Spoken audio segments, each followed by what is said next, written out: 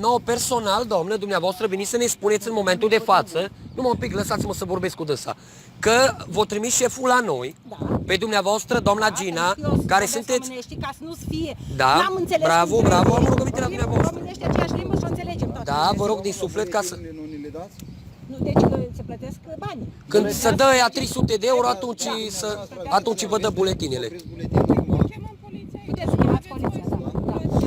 Bun. Deci nu mai... Deci asta e ultima masă care o avem acum la ora 12. După aia nu mai avem nicio masă. 22 de persoane. Ok. Da, noi vă oferim muncă. Deci cineva care muncește, îi oferim și mâncare. Nu, numai un pic că sunt probleme, după aia o să discutăm. Dacă nu ieșiți la muncă, nu e dispus să mai... Deci el merge tot în minus, în minus, în minus. Dar buletinul tău unde e, mă, băiatule? Și buletinul tău? Și buletinul tău, mă? Hai, dați-mă un pic aici. Deci, buletinele nu ni s-au dat, până ce nu plătim ea 300 de euro. Ok, uite, doamna, iară pleacă. De iară plecați. Nu ne certăm, eu vorbesc. Vreți să ieșiți la muncă, ați spus nu. Doamnă, păi, noi am venit din România, doamnă dragă, pentru 13 euro la oră, doamnă. Șeful are dreptul să aibă și el o părere, cum aveți voi o părere. Deci, părerea lui șeful este să meargă să sclăvim pe 65 de cenți la kilogram. Bravo. La 13 euro 30 am venit, doamnă. Auzi, doamnă, vă rog să aduceți buletinele, numai puțin, să aduceți buletinele și să ne faceți să mergem acasă, așa cum ne-ați adus. Să ne trimiteți acasă. Așa cum ne-ați adus, să ne trimiteți acasă în România.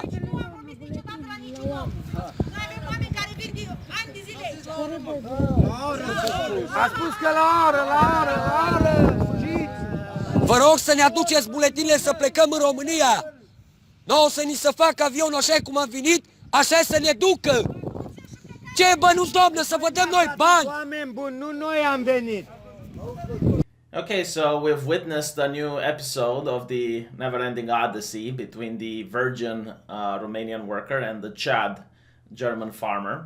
And certain people decided to protest. They refused to work because they do not agree with the clauses, and they also claim they've never signed any contract.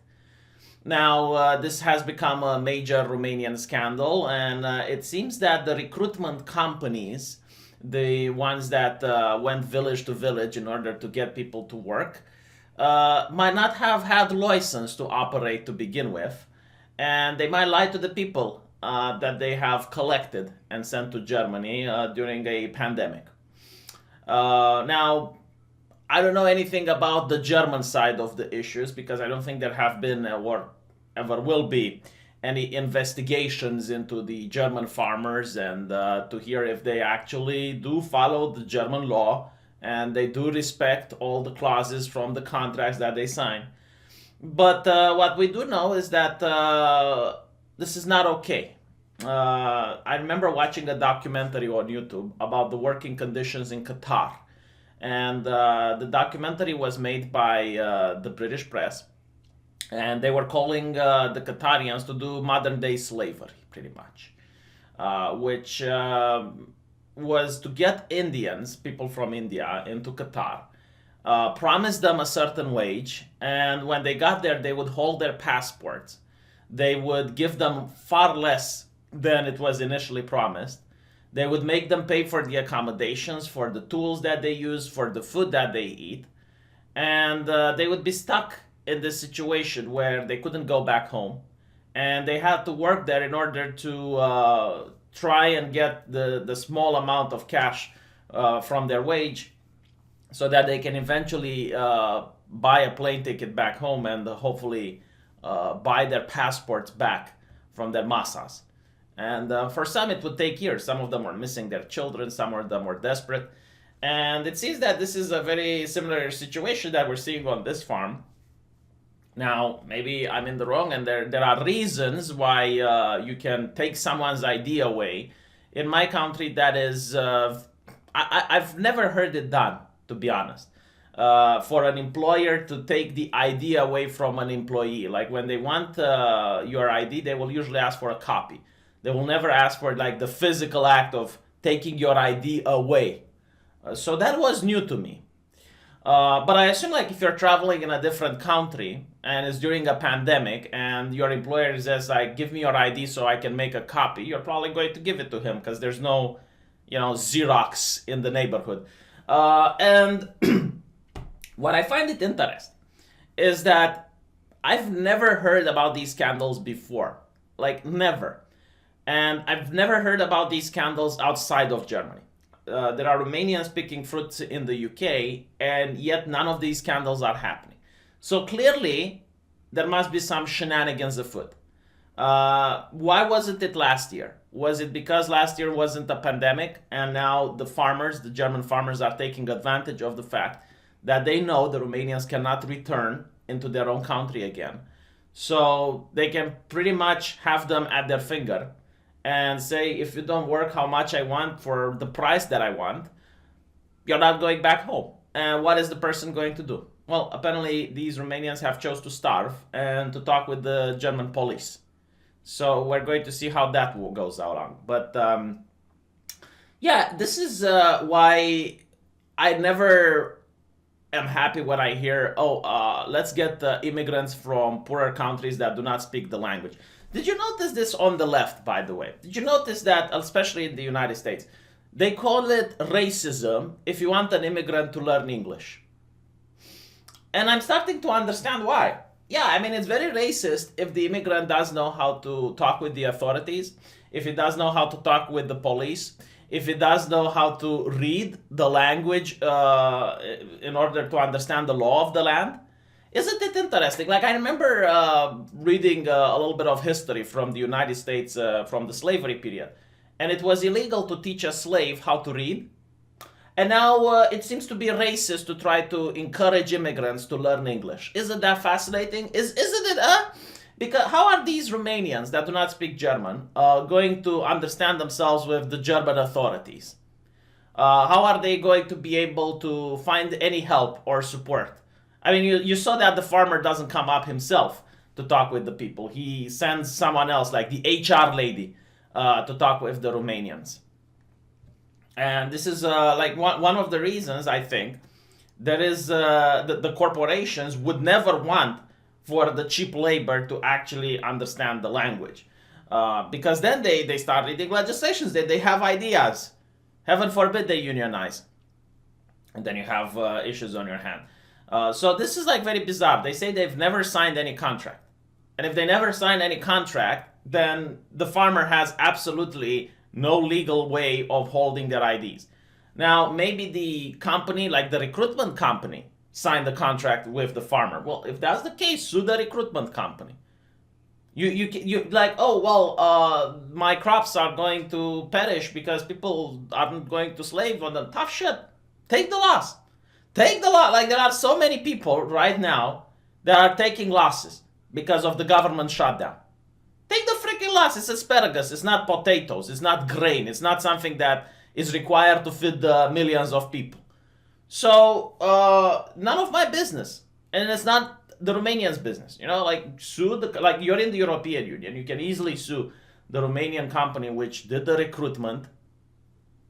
And that's your fault. That's your fault for not hiring German workers, because I made a previous video and I showed that in Britain, when they said that they're requiring workers,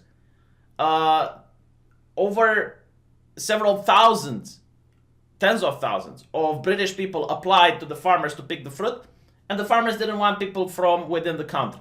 Well, of course you don't want people from within the country, because they speak the language. And I don't think anyone from Germany is going to pick asparagus on 0.65 euros a kilogram. I don't think you can do it, but like on 13.30 euros per hour, I would go to pick it. Like, I'm not kidding. 30 euros an hour, that is a lot of money. Like, that is inside. That is motivational. It's like, yeah, sure, I'm going to pick 30 euros an hour. Wow. Can you imagine how much money you can make? Sure. I'll weather the conditions. I'll work 12 hours, 14 hours a day. I don't care, because it's going to be over in a couple of months. And then I'm going to have some money tucked away. Like, I would do it.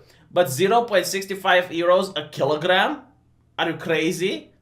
Even for a Romanian, that's very little wage. Like, even in my country, okay, that is considered, like, I would rather work for a farmer in my country that at least respects me and treats me like a human being and not like a wage slave. So yeah, I hope that the German authorities are going to look into it. I do not know if the German papers are talking about it, but hopefully they will, because this is a major scandal in my country. And there should be done some investigations into these farmers. Again, it's interesting. No complaints outside of Germany. No complaints from previous years. And it's not all farmers. It's just some of them. So clearly there is some shenanigans afoot. And for all the no border activist twats, this is what you want. This is the world that you want to create, where the employer has all the power in the world. Like, if this was done in Romania, for example, if I were to find a job in another town that said it's going to pay me 30 euros an hour, and when I get there, they change the price, you know what happens? I leave. And I can even sue them if they have a breach of contract. But when you have to travel all the way to Germany, and then the employer changes his mind, it's very difficult to leave. Apparently, you literally can't, because they hold your IDs. And on top of that, they can choose not to feed you. You're dependent on them. You're like a child, dependent on their food, dependent on their understanding of the language to help you survive within Germany so that you can sleep in their bed that they provide to you at a cost sometimes. You are completely tied. You have absolutely no access to the legal system. I mean, again, these are simple folk. They're not scholars. They're not, university educated people. No, they know how to plow the land. They know how to pick asparagus. Okay, they know the things that I don't, but there are also things that I know that they don't, such as sprechen Sie Deutsch and getting some, outside help for their situation. So I'm looking at all these no border activists that are always, advocating for more immigration. Where are they now? Where are they now? Like, you're getting your immigration. Aren't you at least concerned about how the immigrants are going to be treated? Where are the Antifa protesting outside the farms? Where are they? Because it seems that they're not anywhere to be found. So when you say you want immigrants, you actually say you want slaves. Like, let's be honest about it, okay? When you say you want people to be able to have a future in Germany, you don't mean that they should be treated like the actual German person. No, it's racist to learn the language, to tell them to learn the language. And it's also problematic if they would be treated like a German. No, they need to be treated like second-class citizens. So let's cut the bullshit, because this is what the left wants.